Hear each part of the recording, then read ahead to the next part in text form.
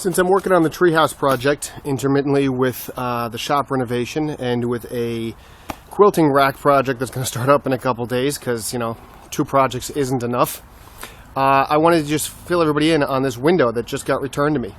This was the last real project I made when my twin sons were born. They're now 7, and this was actually made before they were born because the room that was my shop in our old house became their bedroom.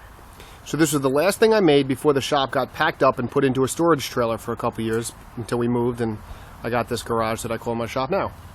So this was originally made for my uncle and my cousin to go in a treehouse that they were making at the time. Apparently this never made it into their treehouse and has spent the last 7 years sitting in my uncle's garage, which is why it's a bit dusty. And now it's been returned to me and I'm going to put it in our treehouse. So I just want to take a quick tour of it.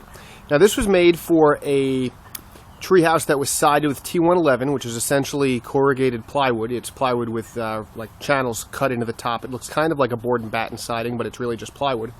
So this was made to flush mount and not be stepped into the flashing. So that's first thing you'll see is this copper cap along the top.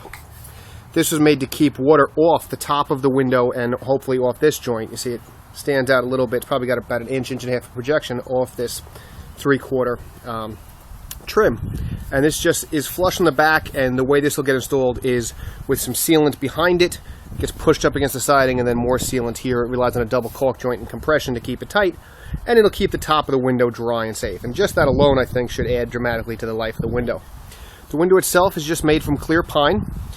It was made before the, at least New York EPA ban on the paint-on woolmanization, so it has some relatively serious waterproofing on, but I made it out of pine probably because it was cheap and what I had and easy to mill and all those reasons, and I hate working with treated lumber as much as you'll see those, you see the treated lumber right there, but that's big framing stuff, and you can't make trim out of treated lumber. It bows and cups too much. It's garbage to work with. So this has received a coat of woolmanization, and I may put additional waterproofing on it.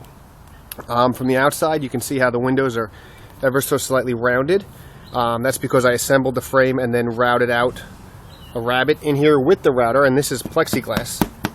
And that's set in and caulked. It's stuck in with push pins like you would in normal glazing, and then caulked because traditional glazing compound won't stick to plexiglass. So that's why it's rounded, and I don't think that's really a big deal that it's rounded. It's a treehouse, so who cares? These couple of fasteners you see here on the centerpiece are all stainless steel, as are the hinges. The local hardware supplier I use quite often, Islip Hardware, in Islip where I live, has access to some boat catalogs, so I got lots of fancy, expensive boat stuff here. So that's the front of the window. Now if we come around the back, you see that it's just assembled with pocket screws, nothing too fancy. Here's a nice stainless steel little catch with a receiver piece that I've built in there and mortised out. That's actually kind of nice. And we're hitting on my clamp here. Let me unclamp and reclamp this. This makes for fantastic television, doesn't it, guys? So that'll come out and I can crank that down. This is all, it's boat hardware. I'm not 100% sure it's stainless, but it's all designed. You've got these mortarless hinges here, that's all stainless. And then these are little stainless catches, and you can see I've got the little catch set in there. And I'll just stop this one here so I don't have to move to the clamp. Now I've got to stop here. For the life of me, I can't figure out why I didn't bother running the stop up the sides, but I only have stops on the top and bottom. Looks like I just never finished that. I don't know, I guess I needed those stops to recess these little escutcheons or whatever you'd call these receiver pieces. So that's probably what it's for. But here from the back, you can see the window.